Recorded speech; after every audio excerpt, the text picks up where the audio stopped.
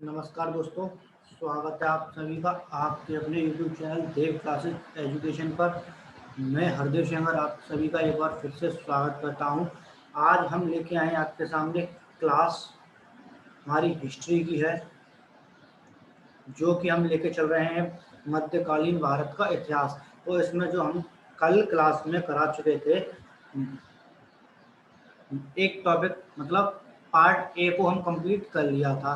तो आज हम पार्ट बी लेके चलेंगे। तो पार्ट बी में हम आज मुगल साम्राज्य को लेके चलेंगे। जैसे ही कल मैंने आपको बता दिया था कि हम कल पार्ट बी मुगल साम्राज्य लेके चलेंगे मध्यकालीन भारत का इतिहास में। तो ये आपके लिए यूपी ट्रिपल एससी का जो एग्ज़ाम आ रहा है उसको लेकर प्रीवियस ईयर की सीरीज कराई जा रही है, जो यूपी ट्रिपल एससी के प्रीवियस एग्जाम्स में पूछे गए हैं। क्वेश्चन वही क्वेश्चंस लेके आए जाएंगे जो आपके लिए बहुत ही ज़्यादा इम्पोर्टेंट होंगे। तो ये प्रत्येक एग्जाम के लिए भी इम्पोर्टेंट हो सकती है, यूपी टेट के लिए, सुपर टेट के लिए भी, और भी एग्जाम जिन सभी में आते हैं। तो ये आज हम मुगल साम्राज्य को लेके चलेंगे। तो मुगल साम्राज्य में आज हम लेके चल रहे हैं मुगल साम्राज्य। तो मुगल साम्राज्य लेके चलने से पहले आज का पहला क्वेश्चन होगा,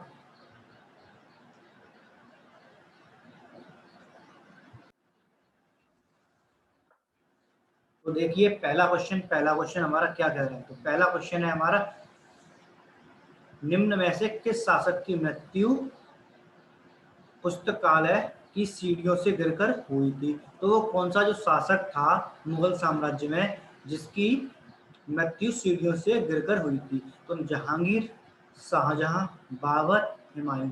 तो कौन सा वो शासक था जिसकी मृत्यु सीढ़ियों से गिरकर हुई थी। तो कौन सा शासक था वो? जहांगीर, बाबर, हुमायूं, शाहजहां। तो वो था हुमायूं। तो कौन था? हुमायूं। तो हुमायूं जो है सीढ़ियों से गिरकर इसकी मृत्यु हुई थी। तो क्वेश्चन का फर्स्ट का आंसर क्या हो गया? क्वेश्चन नंबर फर्स्ट का आंसर हो गया हमारा डी। आंसर में है हुमायूं। तो हुमायूं के बारे में मैं आपको बता दूं कि क्वेश्चन में आता है कि कौन से शासक की मृत्यु सीढ़ियों से गिरकर हुई थी। तो हुमायूं, ये कुछ इंपॉर्टेंट फैक्ट होते हैं जो क्वेश्चन में आते हैं।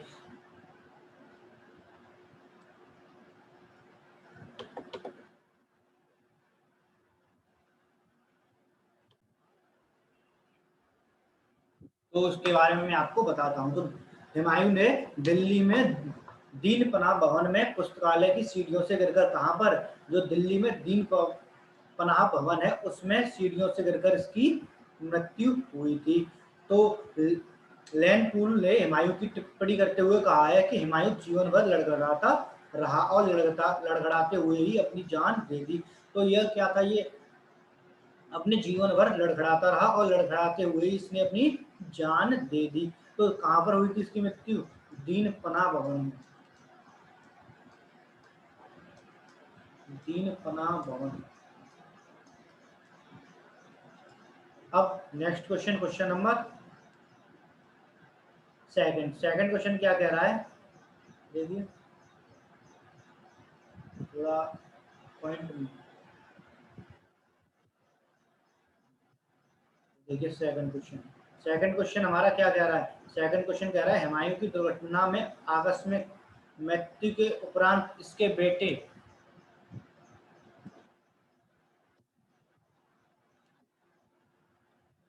अकबर को कहाँ मुगल सिंहासन पर बैठाया गया था। तो कहाँ पर बैठाया गया था? कलानौर में बैठाया गया था, काबुल, सरहिंद और लाहौर। तो आंसर क्या होगा? कलानौर होगा, काबुल होगा, लाहौर होगा या सरहिंद होगा। तो आंसर क्या है इसका? क्वेश्चन नंबर सेकंड का। तो सेकंड का आंसर हो जाएगा आपका ए। क्या हो जाएगा? ए, कलानौर में। कहाँ पर? कलानौर में। आंसर हो गया हमारा कलानौर। तो देखिए इसके बारे में मैं आपको बता देता हूँ कुछ इंपॉर्टेंट फैक्ट्स। हुमायूं की दीन पनाह पुस्तकालय में सीढ़ियों से उतरते समय इसकी मृत्यु हुई थी। कब हुई थी? 1556 ईस्वी में इसकी मृत्यु हुई थी। हुमायूं की मृत्यु के पश्चात 14 फरवरी 1556 ईस्वी में अकबर का कलानौर में राज्याभिषेक कराया गया। इस समय अकबर की आयु मात्र 13 वर्ष 3 माह थी। तो कितनी थी? 13 ईयर 3 मंथ। इसकी आयु थी 13 ईयर 3 मंथ थी। तो इसकी अपने पिता की मृत्यु के पश्चात शिक्षक बैरम खां के साथ कलानौर में था। ये कहा था? अपने जो शिक्षक थे इसके, बैरम खां के साथ ये कलानौर में था। अब चलते हैं नेक्स्ट क्वेश्चन, क्वेश्चन नंबर 3 पर। थर्ड क्वेश्चन क्या कह रहा है? तो देखिए थर्ड क्वेश्चन कह रहा है कि निम्नलिखित किन सम्राटों के शासन काल में भारत का पहला मुद्रा रुपया मुद्रित हुआ? तो किसके शासन काल में भारत का पहला मुद्रा जो रुपया था वो मुद्रित हुआ था? तो अकबर, हुमायूं, समुद्रगुप्त और शेरशाह सूरी। तो किसके शासन काल में हुआ था?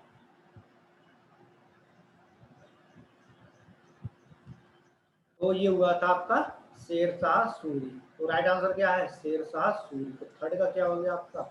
सी हो गया। थर्ड का सी हो गया। अब देखिए इसके बारे में, अफगान शासक शेरशाह सूरी। कौन सा शासक? अफगान शासक शेरशाह सूरी कब से कब तक रहा था? 1540 से 1545 इसका ये शासन काल है। तो पहला मुद्रित रुपया मुद्रित किया गया था। तो इसका वजन कितना था? 178 ग्रेन था। कितना? 178 ग्रेन। 178 ग्रेन। जैसे ग्राम में होता है भाई, ग्राम होता है, उसी तरह उस टाइम ग्रेन चलता था। तो ग्रेन 178 ग्रेन था। अब क्वेश्चन नंबर 4 देखिए। तो क्वेश्चन नंबर 4 क्या कह रहा है? इनमें से किसने भूमि मापांकन की व्यवस्था प्रारंभ की थी? शाहजहां ने, अकबर ने, शेरशाह ने और बहादुर शाह ने। तो किसने की थी भूमि मापांकन की व्यवस्था प्रारंभ? शाहजहां ने, अकबर, शेरशाह और बहादुर शाह। तो किसने की थी? तो फोर्थ का आंसर क्या होना चाहिए? भाई जैसे मैं लिखता हूँ फोर्थ का ए बी, ऐसे ही आप लिखते चलो फोर्थ का ए है या बी। तो आंसर है हमारा शेरशाह बी। तो शेरशाह ने क्या किया था? भूमि मापांकन की व्यवस्था प्रारंभ की थी। तो व्यवस्था प्रारंभ की थी। तो ये जो है शासकों में से जो शेरशाह सूरी की भूमि मापांकन की व्यवस्था प्रारंभ की थी, इसने गजे सिकंदरी, कौन सी? गज ए सिकंदरी द्वारा भूमि की पैमाइश कराई थी। उपज के आधार पर भूमि को उत्तम, मध्यम और निकृष्ट 3 श्रेणियों में बांटा गया था। तो 3 श्रेणी कौन कौन सी थी? नंबर 1 उत्तम श्रेणी, उत्तम। नंबर 2 मध्यम, और नंबर तीसरी थी निकृष्ट। ठीक है, तो ये 3 श्रेणी थी, इनमें इसने क्या किया था? बांटा था। अब देखिए क्वेश्चन नंबर 5। तो 5 क्वेश्चन क्या कह रहा है? जलालुद्दीन मोहम्मद किस नाम से प्रसिद्ध है? तो जो जलालुद्दीन मोहम्मद है वो किस नाम से प्रसिद्ध है? तो जलालुद्दीन मोहम्मद जो था, क्या नाम था इसका? बाबर था, अकबर, शाहजहां या औरंगजेब? क्या था? बाबर, अकबर, शाहजहां या औरंगजेब? तो इसका राइट आंसर क्या है? तो इसका राइट आंसर है आंसर बी। क्या है आंसर? बी, अकबर। क्या था? अकबर। तो 5 का क्या हो गया आपका? बी। तो अकबर का जो पूरा नाम था, अकबर का पूरा नाम था जलालुद्दीन मोहम्मद अकबर। क्या था? जलालुद्दीन मोहम्मद अकबर। यहाँ अकबर और होगा। ठीक है, अकबर था। अब उसको फिर उसको क्या बुलाते थे? अकबर के नाम से बुलाते थे, क्योंकि यह मुगल साम्राज्य का सबसे शक्तिशाली शासक था, इसलिए इसको अकबर बुलाते थे। अकबर तैमूर वंशावली में उल्लिखित भारत में मुगल वंश का तीसरा शासक था। सम्राट अकबर मुगल साम्राज्य के संस्थापक जहीरुद्दीन मोहम्मद बाबर का पुत्र और नसरुद्दीन हुमायूं का पुत्र था। तो अकबर अकबर इसका अकबर के पिता का नाम, तो पिता का नाम था हुमायूं। क्या था? हुमायूं।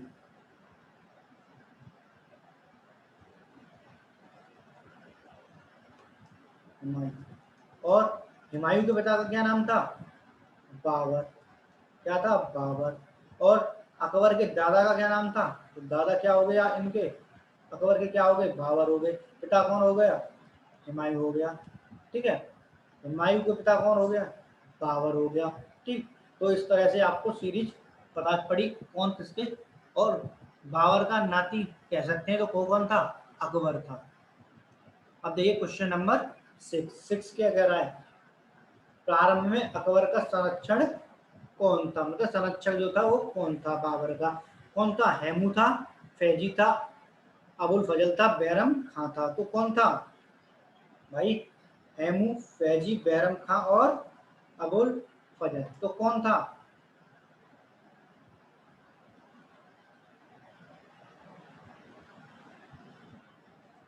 तो इसका आंसर क्या होगा हमारा फिर सिक्स्थ का? तो सिक्स्थ का हो जाएगा डी। तो जब मृत्यु हुई थी इसकी, हुमायूं की, तो बैरम खान जो था इसका शिक्षक के रूप में था। और यह कहां पर था? कलानौर में था। कहां पर था? कलानौर में। आई समझ में? तो कहा था ये? कलानौर में था। कौन? अकबर। ठीक है, और संरक्षण किसने किया था? संरक्षक कौन था? बैरम खान था। तो देखिए अकबर का जन्म कब हुआ था? जन्म पे आ जाती है बात। जन्म कब हुआ था अकबर का? 1542 में। कहाँ पे हुआ था? अमरकोट। अमरकोट के कहाँ पे? राजा वीर साल के महल में हुआ था। कहाँ पे हुआ था? राजा वीर साल के महल में हुआ था। जब राज्याभिषेक हुआ तो वो कितने वर्ष का था? 13 वर्ष 3 माह। तो लगभग क्या कह सकते हो? 14 वर्ष से कम थी। तो कह सकते हो कि 14 वर्ष लगभग कह सकते हो, या 13 वर्ष कह सकते हो। आंसर लगभग में आए तो आपको लगभग के हिसाब से देना है। तो बैरम खान को अकबर का संरक्षक बना। अकबर ने उसे अपना वकील या वजीर नियुक्त किया था। क्या किया था? वकील या वजीर नियुक्त किया था। उसे खाने खाना की उपाधि से विभूषित किया गया था। मतलब खाने खाना का मतलब क्या होगा? खानों का संरक्षण वाला, खाने खाना। अब देखिए क्वेश्चन नंबर 7। तो 7 क्या कह रहा है? पानीपत का जो द्वितीय युद्ध था वो किनके बीच लड़ा गया था? तो वो किनके बीच लड़ा गया था बताइए?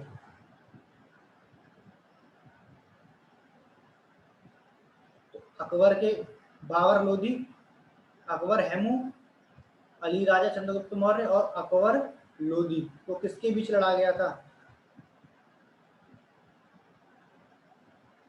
तो ये लड़ा गया था ऑप्शन नंबर बी, मतलब अकबर और हेमू। हेमू का मतलब है हेमचंद्र विक्रमादित्य के बीच लड़ा गया था। किसके बीच? हेमचंद्र, हेमू। हेमू का नाम क्या है पूरा? हेमू को नाम है हेमचंद्र विक्रमादित्य। क्या है? हेमचंद्र विक्रमादित्य। और एक कब लड़ा गया था? 5 नवंबर 1556 ईस्वी में। कब लड़ा गया था? 5 नवंबर 1556 ईस्वी में लड़ा गया था, जिसमें जो हेमू था इसकी पराजय हुई थी। तो दो के बीच लड़ा गया था। तो कौन जीता था? हेमू जीता था, अकबर हार गया था। ठीक है, और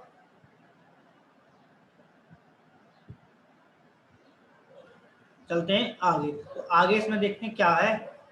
तो हेमू आदिल शाह का वजीर एवं सेनापति था। कौन था? आदिल शाह का वजीर एवं सेनापति था।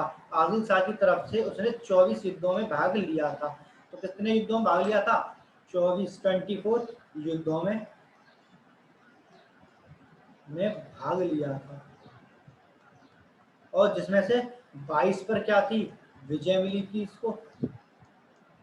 2 पर हारा था, एक तो यही हारा था, पानीपत का द्वितीय युद्ध।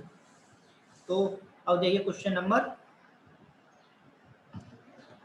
8। तो 8 क्वेश्चन क्या कह रहा है? एक ऑप्शन दिखाई नहीं दे रहा है, अभी दिखाई दे देगा थोड़ी देर में। मैं क्वेश्चन पढ़ दूं फिर इसको कर दूंगा आगे। अकबर के नवरत्नों के बारे में से इनमें से कौन सा सही ढंग से मेल नहीं खाता है? तो कौन सा मेल नहीं खाता है? अब्दुल फजल वह अकबर के वजीर थे और अकबर के शासनकाल में अकबरनामा के लेखक थे। नंबर 2 है राजा मानसिंह वह अकबर के वित्त मंत्री थे। अब्दुल रहीम ई खान खाना मतलब अब्दुल रहीम खान ई खाना वह कवि थे और अकबर के भरोसेमंद देखभाल करने वाले बैरम खां के पुत्र थे। नंबर 4 क्या कह रहा है? तो नंबर 4 कह रहा है कि मुल्ला दो प्याजा वह मुगल सम्राट अकबर के मुख्य सलाहकारों में से एक थे। तो इसका ऑप्शन क्या होगा? 4 ऑप्शन दे रखे हैं। तो पहला ऑप्शन क्या है? ऑप्शन है अबुल फजल वह अकबर के वजीर थे और अकबर के शासनकाल में इन्होंने अकबरनामा के लेखक थे। राजा मानसिंह वह अकबर के वित्त मंत्री थे। तो ऑप्शन यही सही हो जाएगा। तो ये वित्त मंत्री नहीं थे। आंसर क्या हो गया आपका? तो 8th का क्या हो गया? 8th का हो गया बी। 8th का बी ऑप्शन इज राइट हो गया। अब चलते हैं क्वेश्चन नंबर 8th के डिस्कशन पे। तो डिस्कशन में अकबर के दरबारों में नवरत्नों में से राजा मानसिंह अकबर के सेनापति थे, न कि वित्त मंत्री। तो कौन थे? सेनापति सेनापति थे। और अन्य जो राजा मानसिंह रायघराने के कछुआ वंश के शासक थे। कहाँ के थे? कछुआ वंश के शासक थे। अब क्वेश्चन नंबर 9 पे आते हैं। क्वेश्चन नंबर 8 समझ में आ गया होगा। तो 9 देखिए क्या कह रहा है। 9 कह रहा है कि अकबर ने अपनी दरबारी संगीतज्ञ के रूप में किसे नियुक्त किया था? अबुल फजल, मियां तानसेन, राजा बीरबल, राजा टोडर मल। तो किसे नियुक्त किया था? अबुल फजल, मियां तानसेन, राजा बीरबल और राजा टोडर मल। तो किसे किया था? तो 6th का क्या होना चाहिए आंसर भाई? संगीत के रूप में मियां तानसेन। किसका नाम आता है? तानसेन का नाम आता है। तो क्या हो गया? मियां तानसेन। मियां तानसेन हमारा क्या हो गया? आंसर हो गया। अब देखिए इसके बारे में थोड़ा डिस्कशन में बता देता हूँ। तो देखिए क्या क्या होगा। अकबर ने मियां तानसेन को दरबारी संगीतज्ञ के रूप में नियुक्त किया था। वह अकबर के नवरत्नों में से एक थे। तो अकबर के नवरत्न थे जो उनमें से क्या था? ये एक था। अकबर के दरबार में आने से पहले तानसेन रीवा के राजा रामचंद्र के दरबार में रहते थे, जहां से अकबर ने उन्हें अपने दरबार में बुलाया और उच्च स्थान प्रदान किया। अकबर ने क्या किया था? तानसेन को कंठाभरण वाणी विलास की उपाधि दी थी। तो किसकी दी थी? कंठाभरण वाणी विलास की उपाधि दी थी। तो किसको दी थी?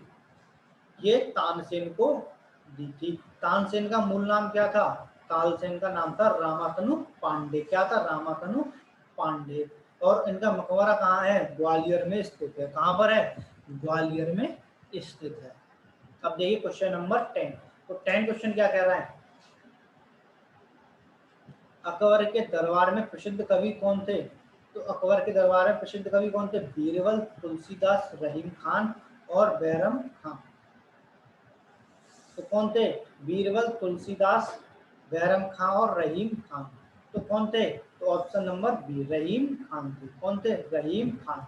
तो 10 का क्या हो गया? सी हो गया। क्या हो गया? सी हो गया। तो 10 का हमारा आंसर सी।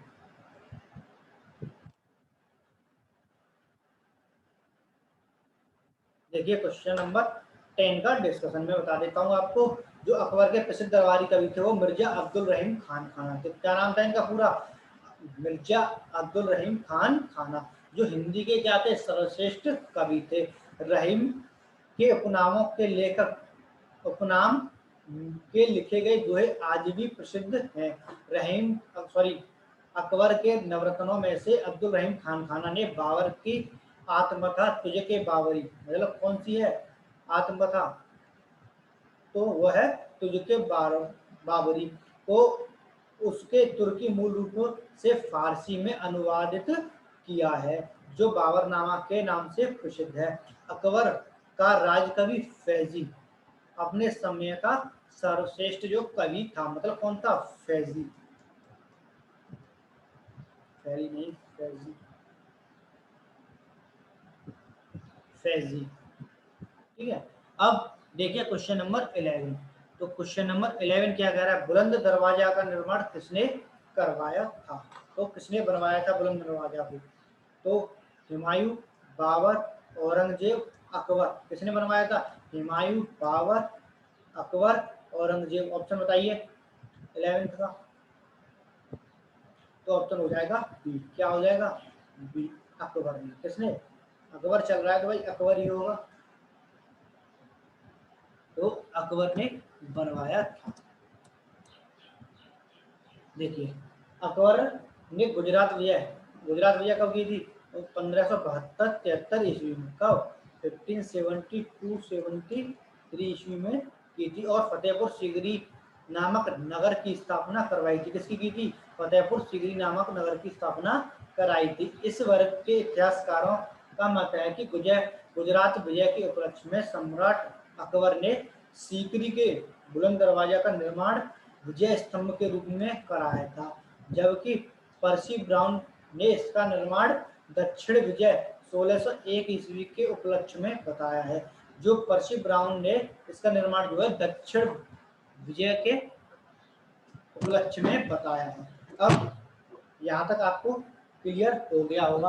अब चलते हैं नेक्स्ट क्वेश्चन, क्वेश्चन नंबर 12 है। तो आज की सीरीज में हमारे 42 क्वेश्चन है। तो 42 क्वेश्चन है, अभी तो 12 ही हुए हैं, 32 और 30 और हैं। तो देखिए, अकबर द्वारा बनवाया गया प्रसिद्ध ऐतिहासिक स्मारक बुलंद दरवाजा उत्तर प्रदेश में किस जिले में स्थित है? मेरठ, कानपुर, आगरा और इलाहाबाद, प्रयागराज। तो कहाँ पर स्थित है बुलंद दरवाजा? मेरठ, कानपुर, आगरा और प्रयागराज। तो कहाँ पर है? आगरा में। तो 12 का क्या हो गया? सी, आगरा।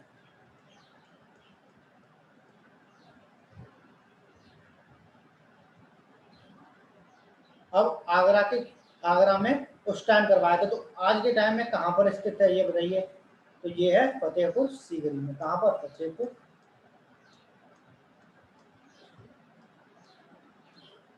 फतेहपुर सीकरी में। ठीक है, अब देखिए क्वेश्चन नंबर 13। तो 13 क्या कह रहा है? तो 13 क्या कह रहा है, इनमें से कौन सा मुगल सम्राट अनपढ़ था? तो अनपढ़ की उपाधि किसे मिली हुई है?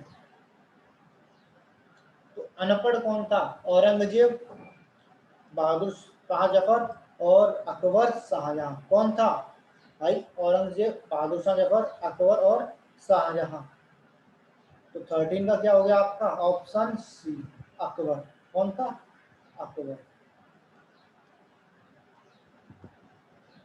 अकबर जो था वो कौन था? सम्राट जो था अनपढ़ था।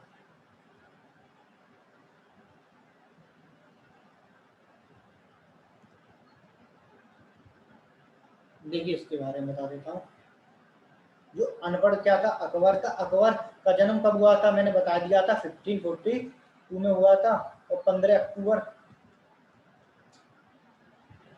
पिता का नाम क्या था? हुमायूं। हुमायूं की बिलग्राम युद्ध में शेरशाह के हाथों पराजित होने के बाद 1555 ईस्वी तक शरणार्थी के रूप में रहना पड़ा, जिससे अकबर की शिक्षा का उचित प्रबंधन नहीं किया जा सका था। तो मतलब जो है ये शेरशाह के हाथों जब पराजित हो गया था, तो उसके बाद इसको 1555 ईस्वी तक शरणार्थी के रूप में रहना पड़ा था।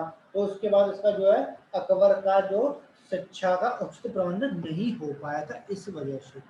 अब देखिए क्वेश्चन नंबर 14। 14 क्या कह रहा है, इनमें से किसने अकबर की धार्मिक नीति की आलोचना की है?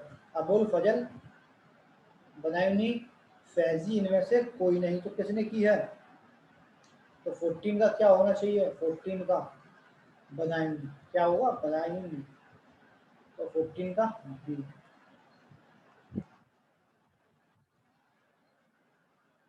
ये हमारा हो गया राइट आंसर।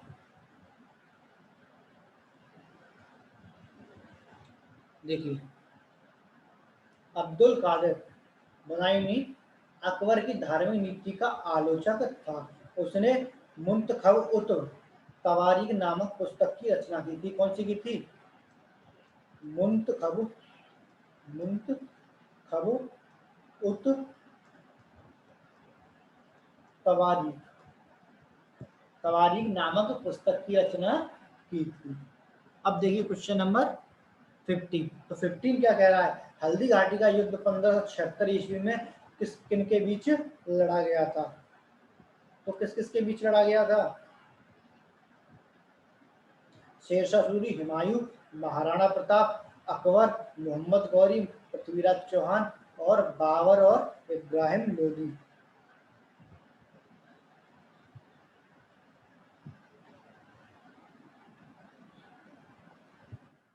तो ऑप्शन क्या है 15 का, 15 का ऑप्शन है बी।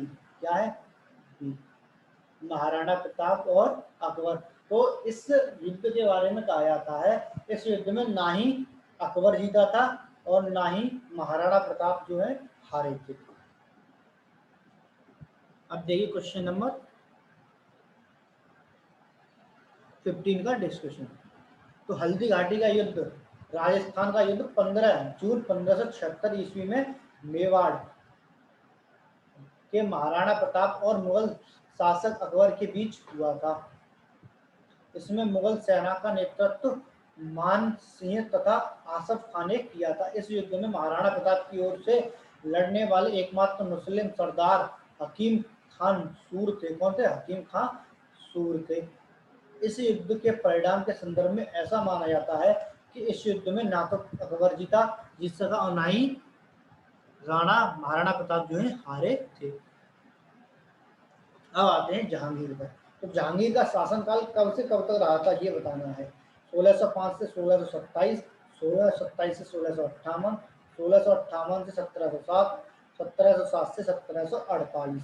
तो कब तक रहा था, चार ऑप्शन है ए बी सी डी। तो चार ऑप्शन में से कौन सा ऑप्शन ठीक होगा, 16 का क्या हो जाएगा आपका, ए हो जाएगा। क्या हो जाएगा, ए। तो 1605 से 1627 तक, कब तक, 1627 तक। अब देखिए इसके बारे में मैं आपको बता दूं, ये जो जहांगीर था ये किसके बाद बैठा था, ये जहांगीर जो है अकबर के बाद, अकबर के बाद कहाँ की गद्दी पर बैठा था, दिल्ली की पर। कहाँ की पर, दिल्ली।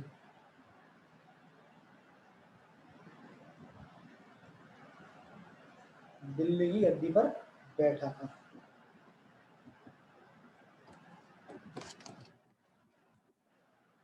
और इसके बचपन का नाम क्या था, नूरुद्दीन मोहम्मद सलीम। तो किसके नाम से पुकारते थे इसको, सलीम के नाम से पुकारते थे। और देखिए क्वेश्चन नंबर 17 क्या कह रहा है, थॉमस रो मुगल सम्राट जहांगीर के किस किले में मिला था। तो झांसी, अजमेर, आगरा, इलाहाबाद। तो किस किले में मिला था, तो वो मिला था अजमेर के किले में। किसमें, अजमेर के किले में। तो 17 का बी। अब देखिए इसके बारे में डिस्कशन में बता देता हूँ। जो थॉमस रो मुगल सम्राट जहांगीर से अजमेर के किले में मिला था, वह ब्रिटिश साम्राज्य जेम्स प्रथम के राजदूत के रूप में मुगल दरबार में आया था। तो किसके दरबार में आया था, मुगल साम्राज्य के दरबार में राजदूत के रूप में आया था। अब देखिए क्वेश्चन नंबर 18। तो 18 कह रहा है, इनमें से कौन सा मुगल साम्राज्य शराब को छूता तक नहीं था, अकबर, शाहजहां, औरंगजेब और जहांगीर। तो कौन था, तो था औरंगजेब। कौन था, औरंगजेब। तो 18 का क्या हो गया आपका, डी हो गया। आज तो वॉइस सही आ रही होगी। औरंगजेब का व्यक्तित्व जीवन भर मतलब जीवन आदर्श है, व्यक्तिगत जीवन आदर्श था। वह अपने आचार विचार कठोर नियंत्रण रखता था, मतलब अपने आचार विचार पर क्या रखता था, कठोर नियंत्रण रखता था। वह सादा भोजन करता था और सादे वस्त्र पहनता था। वह शराब बिल्कुल नहीं पीता था। तो नंबर 19 देखिए आप। तो क्वेश्चन 18 आपको समझ में आ गया। अब 19 पे चलते हैं। तो 19 क्या कह रहा है, निम्नलिखित में किसके शासन काल में मुगलों और मराठों के बीच द्वंद्व प्रारंभ हुआ था, अकबर, जहांगीर, शाहजहां और औरंगजेब। तो मुगलों और मराठों के बीच में द्वंद्व किसके शासन काल में प्रारंभ हुआ था? तो ऑप्शन है हमारा 19 का डी। क्या है 19 का डी? औरंगजेब के शासन काल में। किसके में? औरंगजेब के में। ठीक है, औरंगजेब के। अब देखिए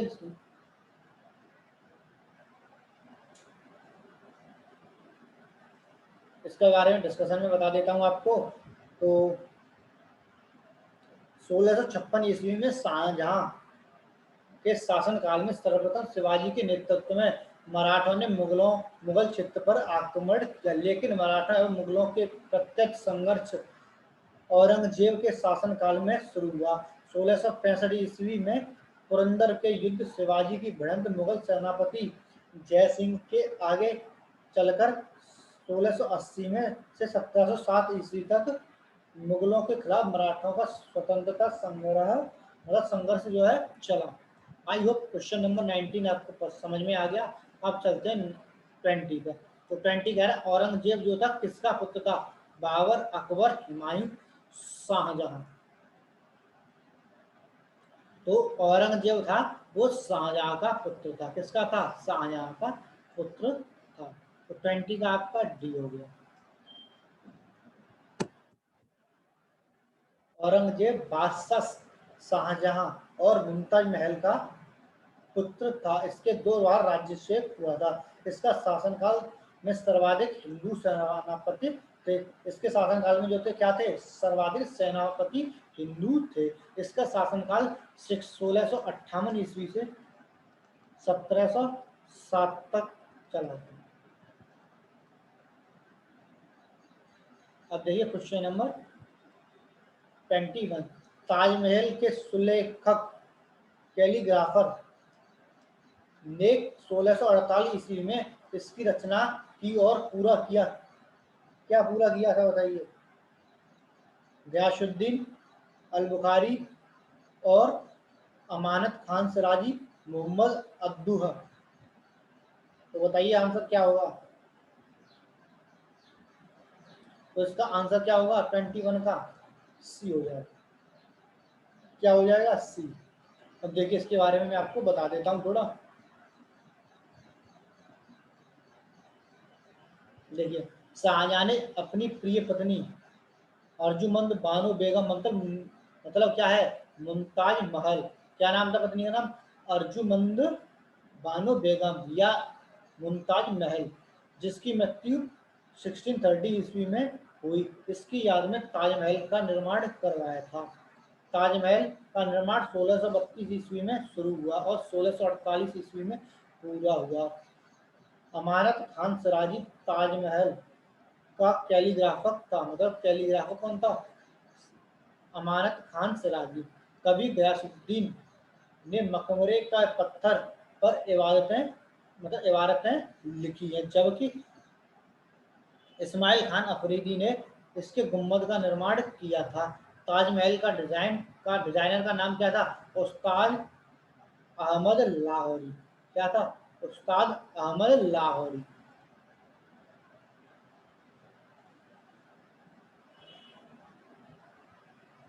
अब देखिए क्वेश्चन नंबर 22।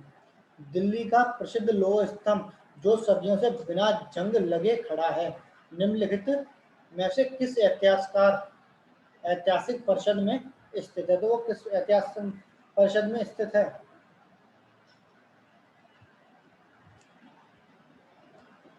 जामा मस्जिद परिषद में, लाल किला परिषद में, कुतुब मीनार परिषद में, हुमायूं के मकबरे के परिषद में। तो किस में खड़ा है?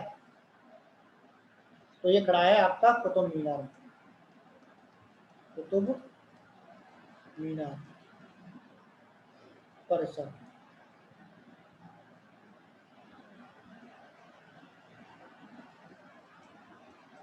परिषद।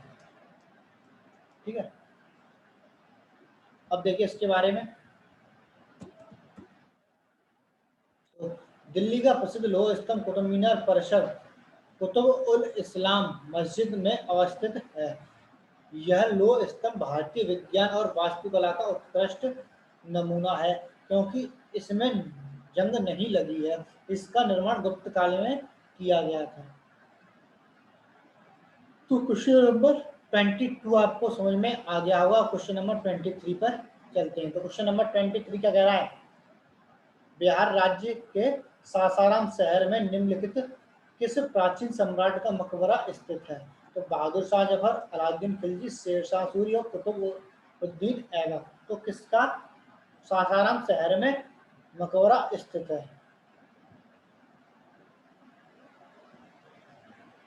तो बताइए किसके में? तो शेरशाह सूरी। तो किसके में है? शेरशाह सूरी।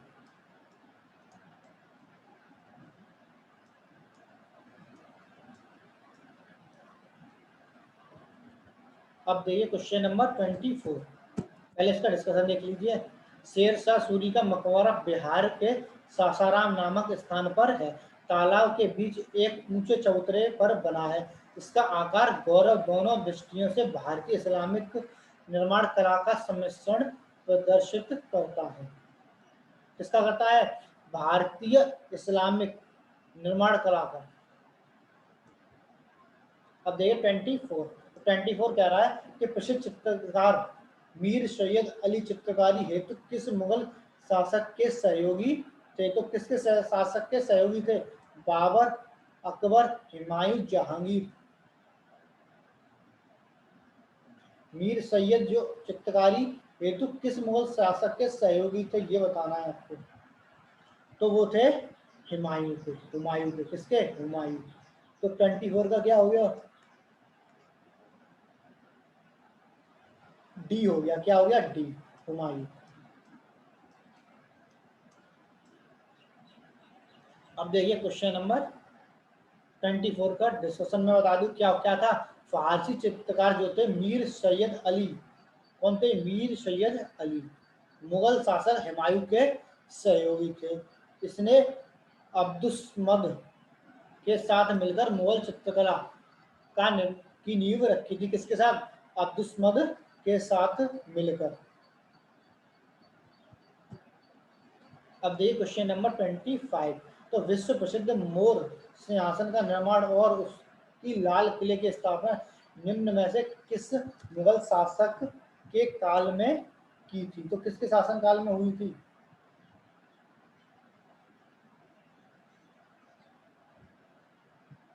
शाहजहां, अकबर, जहांगीर और बहादुर शाह जफर फर्स्ट। तो किसके शासन काल में हुई थी?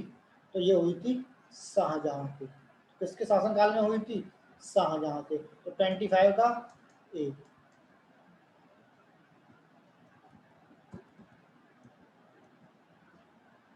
देखिए 25 का, शाहजहां ने 1648 ईस्वी में दिल्ली के शाहजहानाबाद में एक चतुर्भुज आकार का किला बनवाया, जो लाल बलुआ पत्थर से निर्मित होने के कारण लाल किले के नाम से प्रसिद्ध हुआ।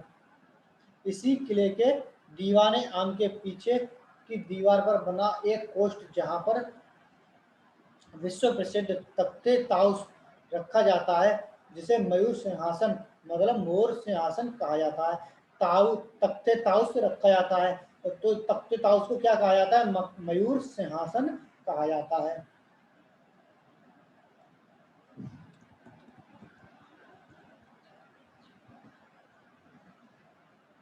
क्वेश्चन नंबर 26 देखिए। निम्न दिल्ली में कुतुब मीनार दुनिया की सबसे ऊंची चोटी मतलब जो ऊंची ईंट की मीनार है। इनमें से कौन से राजा के ने इसका निर्माण में योगदान नहीं दिया है? बहादुर शाह तुगलक मतलब फिरोज शाह तुगलक, सॉरी, कुतुबुद्दीन ऐबक, अलाउद्दीन खिलजी और इल्तुतमिश। तो किसने इसका सहयोग नहीं दिया है? तो अलाउद्दीन खिलजी ने। किसने नहीं दिया? अलाउद्दीन खिलजी ने। तो 26 का आंसर क्या हो गया आपका? सी। और आंसर है खिलजी। आंसर क्या है? खिलजी।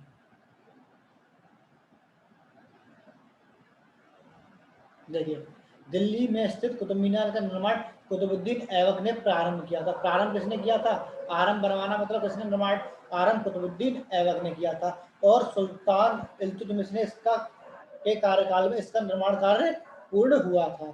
फिरोज शाह तुगलक ने इस बिजली गिरी थी, तो बिजली गिरी थी एक बार, तो क्या हुआ था? जो फिरोज शाह तुगलक के शासनकाल में गिरी थी, तो इसने इसकी चौथी मंजिल क्षतिग्रस्त हो गई थी। तो फिरोज शाह ने इसे तोड़वाकर 2 मंजिलों का निर्माण कराया था। इसी प्रकार 4 मंजिल के स्थान पर 5 मंजिल बन गई थी, जो आज भी विद्यमान है। अब देखिए क्वेश्चन नंबर 27। तो 27 का है कुतुब मीनार कहाँ स्थित है? तो कुतुब मीनार आपको बतानी है वो कहाँ पर स्थित है। दिल्ली, नोएडा, गुरुग्राम और गाजियाबाद। तो कहाँ है स्थित? तो इसका आंसर है दिल्ली। और डिस्कशन में आपको पहले ही सारा कुछ बता चुका हूँ। अब देखिए पंचमहल कहाँ है, किसमें स्थित है? मतलब जो पंचमहल है वो किसमें स्थित है? हवा महल में, ग्वालियर के किले में, फतेहपुर सीकरी में या आगरे के किले में? तो कहाँ पर स्थित है? तो ये स्थित है फतेहपुर सीकरी में। कहाँ पर? फतेहपुर सीकरी। तो 28 का क्या हो गया? सी हो गया।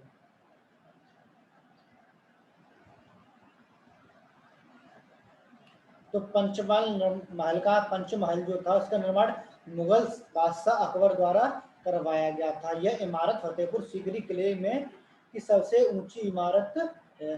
पिरामिड आकार में बने पंचमहल को हवा महल भी कहा जाता है। मुगल बादशाह अकबर ने इस निर्माण कार्य में बौद्ध विहारों एवं हिंदू धर्म को प्रभाव स्पष्टता दिखाई पड़ता है। पंचमहल को पत्थर में स्वप्न नामक उपनाम से संबोधित किया जाता है। तो किससे किया जाता है उपनाम से? पत्थर में स्वप्न। अब देखिए क्वेश्चन नंबर 28 हो गए। क्वेश्चन हमारे 28 हो गए। अब कितने बचे हैं? 12 और 2 14, मतलब 14 क्वेश्चन बचे हैं। तो देखिए 29 क्या कह रहा है? निम्नलिखित में से किस मुगल सम्राट द्वारा आगरे के किले का निर्माण किया गया था? शाहजहां, औरंगजेब, अकबर और जहांगीर। तो किसके द्वारा आगरा के किले का निर्माण किया गया था? तो ये किया गया था अकबर के द्वारा। किसके द्वारा? अकबर। तो 29 का बी क्या है? अकबर।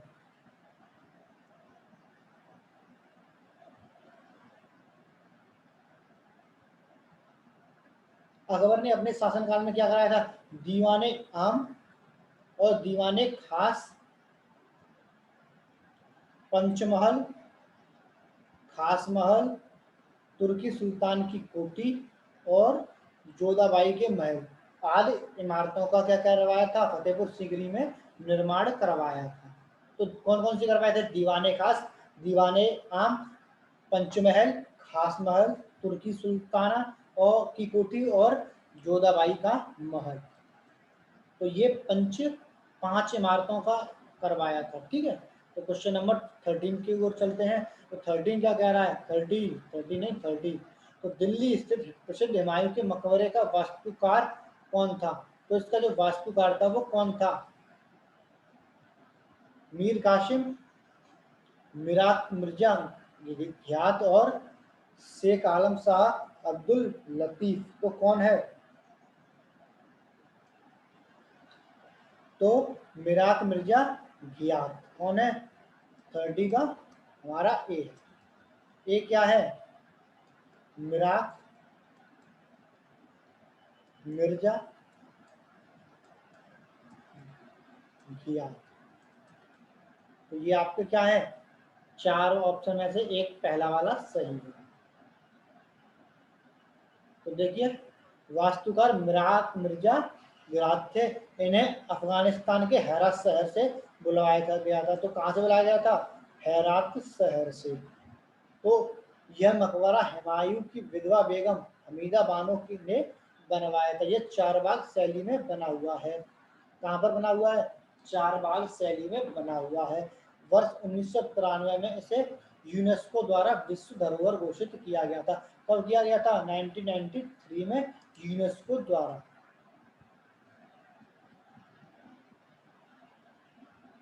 अब देखिए 31 पर आ चुके हैं, आधी से ज्यादा हमने सीरीज को पार कर लिया है।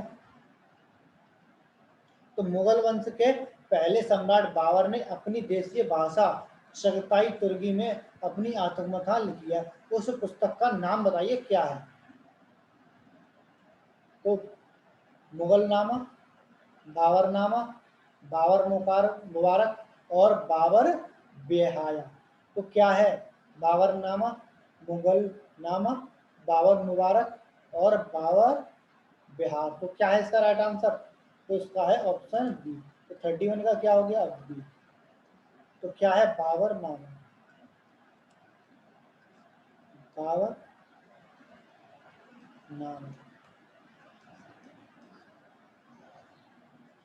और डिस्कशन में ऊपर बता चुका हूँ, तो इसके नहीं बता रहा हूँ।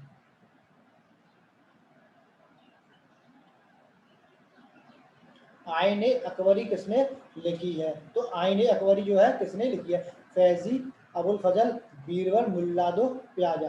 तो ये किसने लिखी है?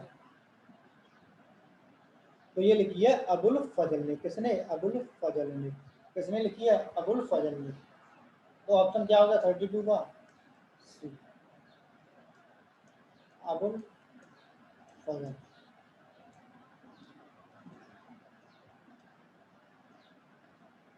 आई होप क्वेश्चन आपको पसंद आ रहे होंगे। एक बार भाई शेयर कर दो, कहूंगा नहीं तो करोगे भी नहीं। अब्दुल फजल ने आईन अकबरी की रचना की है।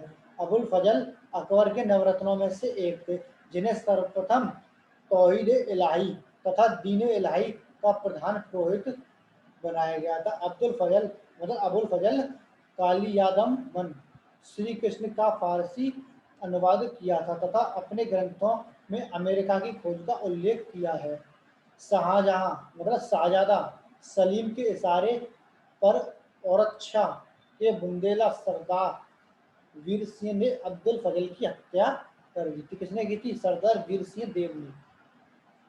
किसके कहने पर? शहजादा सलीम के। अब देखिए 32। तो 32 देखिए क्या है क्वेश्चन।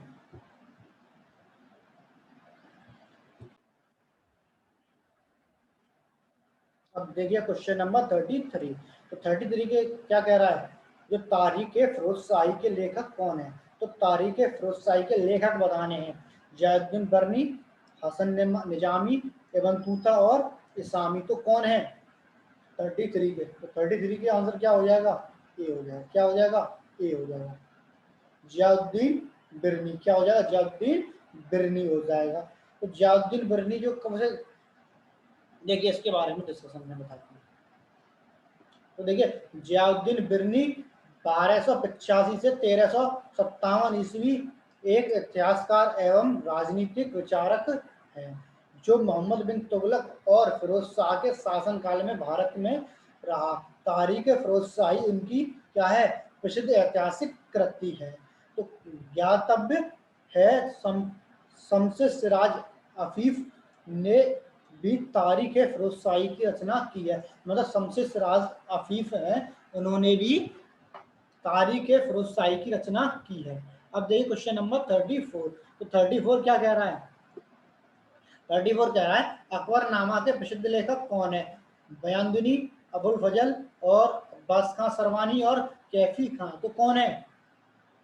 तो है ये अबुल फजल। अभी मैंने आपको बताया हुआ था थोड़ी देर पहले ही। तो 34 का क्या हो जाएगा? बी हो जाएगा। क्या हो जाएगा? 34 का बी हो जाएगा।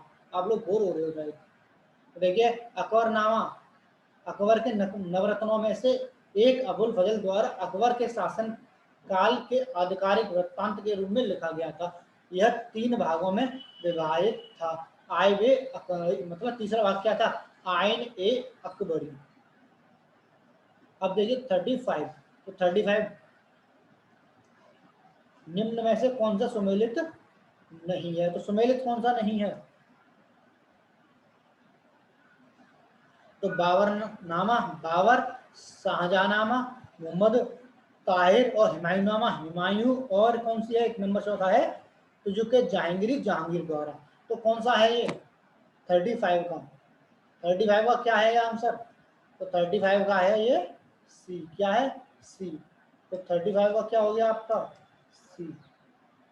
तो 35 का क्या हो गया? सी। तो इसके बारे में देखिए,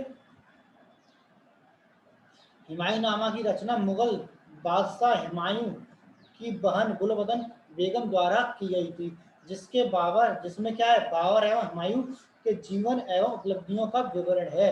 तो जो कि जहांगीरी, जहांगीर द्वारा रचित है, उसकी आत्मकथा है। बाबरनामा बाबर द्वारा तुर्की की है, और शाहजहांनामा किसकी है? लेखक मोहम्मद ताहिर हैं। इन्हें क्या कहा था? यान इनायत खान भी कहते हैं इनको। क्या कहते हैं? इनायत खान। अब हुमायूं नामा के लेखक कौन है? हुमायूं, गुलबदन बेगम, इनायत खान और अहमद यादगार। तो कौन है हुमायूं नामा के? तो हुमायूं नामा के लेखक हैं गुलबदन बेगम, हुमायूं नहीं है। तो हमारा 36 का क्या हो गया? बी हो गया। क्या हो गया? 36 का बी। अब देखिए, वह कौन सा शासक है जहां अंतिम मुगल सम्राट बहादुर शाह जफर की मृत्यु हुई थी? मतलब कौन सा स्थान है, मतलब वह कौन सा स्थान है जहां पर अंतिम मुगल सम्राट बहादुर शाह जफर की मृत्यु हुई थी? आगरा, रंगून, दिल्ली, ग्वालियर। तो कहाँ पे हुई थी? तो ये हुई थी रंगून में। कहाँ पर? रंगून। तो ये रंगून में हुई थी। तो 37 का क्या था? सी। 37 का क्या था? ये सी था। और कब हुई थी? 7 नवंबर 1862 में।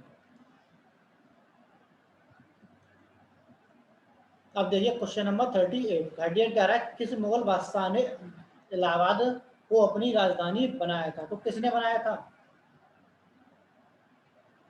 अकबर, शाह आलम, ए और बी दोनों, इनमें से कोई नहीं। तो कौन सा ऑप्शन राइट होगा बताइए? तो ये ऑप्शन है शाह आलम। तो किसने बनाया था? शाह आलम। तो 38 का क्या हो गया? बी हो गया। ये नहीं होगा, अकबर ने नहीं बनाया था। देखिए 1761 ईस्वी में मुगल सम्राट शाह आलम, इसे अली गौहर भी कहा जाता है, ने इलाहाबाद को अपनी राजधानी बनाया था। अकबर ने इलाहाबाद को खड़ा मानेपुर प्रांत की राजधानी का दर्जा दिया। अतः सही विकल्प ऑप्शन क्या होगा हमारा? बी होगा, क्योंकि प्रश्नगत राजधानी से तात्पर्य है साम्राज्य की राजधानी। तो देखिए क्वेश्चन नंबर 39। 39 क्या कह रहा है? निम्नलिखित में से कौन अवध का प्रथम नवाब था? तो प्रथम नवाब बताना है कौन था। तो ऑप्शन है ए आसफ उद दौला, साउद्दौला, सादत खान, मतलब सादत खान, सफदरगंज और सुआ उद दौला, सुजा उद दौला। तो कौन है इसका आंसर? क्या है बताइए? ऑप्शन आपने देख भी लिया है फिर भी आप बता नहीं रहे हो। तो ऑप्शन है सादत खान, सादत खान। तो कौन है? सदात खान। 39 का क्या हो गया आपका? बी। 39 का बी हो गया। अब देखिए, अवध में स्वतंत्र राज्य की स्थापना ईरानी दल के नेता मीर मोहम्मद अमीर सऊद खां बुरहान मुल्ला ने की थी। 1722 ईस्वी में सऊद खान को अवध का सूबेदार नियुक्त किया था। उसी समय से उसने अपने आप को स्वतंत्र शासक मान लिया एवं नाम मात्र के लिए मुगल बादशाह को स्वामित्व स्वीकार करता रहा। वह अवध का पहला नवाब था। क्या था? अवध का। 1739 ईस्वी में सऊद खान ने मृत्यु के पश्चात मुगल सम्राट मुगल मोहम्मद शाह ने सऊद खान के भतीजे एवं दाऊद खान, अरे यार दाऊद खान कहाँ से आ गया, दामाद, मेरा कुछ दिमाग थोड़ा बाहर चल रहा है, भतीजे एवं दामाद सफदरगंज को अवध का नवाब नियुक्त किया था। तो 1739 ईस्वी में साउद खान की, साउद तो जो खान था उसकी मृत्यु के पश्चात साउद खान के भतीजे एवं दामाद सफदरगंज को अवध का नवाब नियुक्त किया गया था। देखिए 40 क्वेश्चन नंबर, पहला कठपुतली सम्राट कौन था? तो पहला कठपुतली सम्राट जो था वो कौन था? जहांदार शाह, बहादुर शाह, फर्रुख सिर और मोहम्मद शाह। तो कौन था? ए बी सी डी चार ऑप्शन है, तो कौन था? जहांदार शाह। कौन था? जहांदार शाह। तो 40 का क्या हो गया? ए हो गया। क्या हो गया? 40 का ए हो गया। अब देखिए 41, पहले इसका डिस्कशन बता देता हूँ। बहादुर शाह प्रथम के पश्चात जुल्फकार खान, यार ऐसे नाम होते हैं मुझे तो नाम भी नहीं आता, खान नामक सामंत की सहायता से जहांदार शाह 1712 से 1713 ईस्वी तक शासक बना। उसके शासन काल में प्रशासन वास्तव में जुल्फिकार खां के हाथों में ही था, जो कि वजीर बन गया था। जहांगीर शाह एक कमजोर एवं पतित शहजादा था।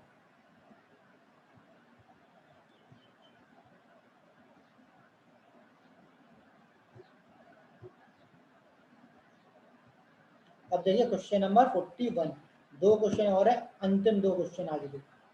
तो 41 क्या कह रहा है? 41 है ये, मुगल काल में पुलिस बल के मुखिया को क्या कहा जाता था? कोतवाल, दरोगा, फौजदार या सूबेदार? तो बताइए क्या कहा जाता था? कोतवाल, फौजदार, दरोगा या सूबेदार? तो option A is right answer. तो क्या हो जाएगा 41 का ए? क्या कहा जाता था? कोतवाल।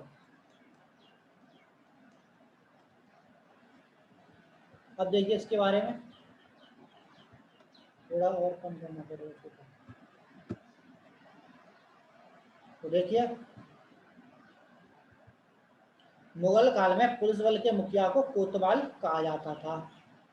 इसकी नियुक्ति नगरीय क्षेत्रों में की जाती थी। सूबेदार सूबे या प्रांत के प्रशासन का सर्वोच्च अधिकारी होता था। सरकार का प्रमुख अधिकारी फौजदार था। कौन था? फौजदार था।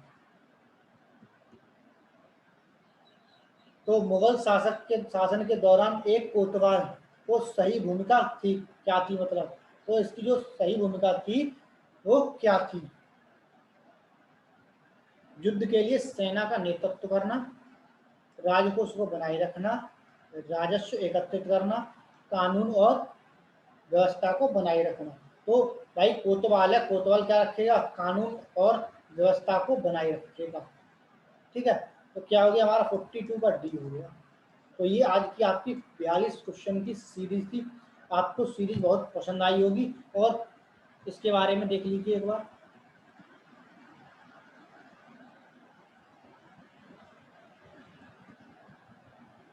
इसके बारे में नहीं है तो कोई दिक्कत नहीं है, नहीं है तो। और देखिए कल का टॉपिक क्या हो जाएगा?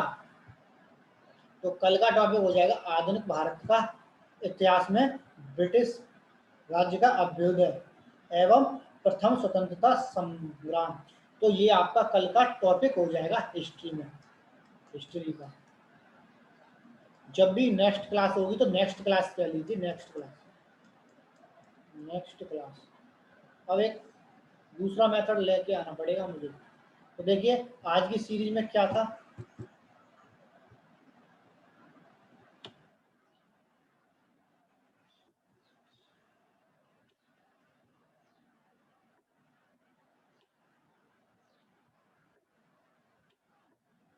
तो देखिए आज की जो सीरीज थी इसमें हमने मध्यकालीन भारत के पार्ट बी को कंप्लीट किया था, पार्ट बी।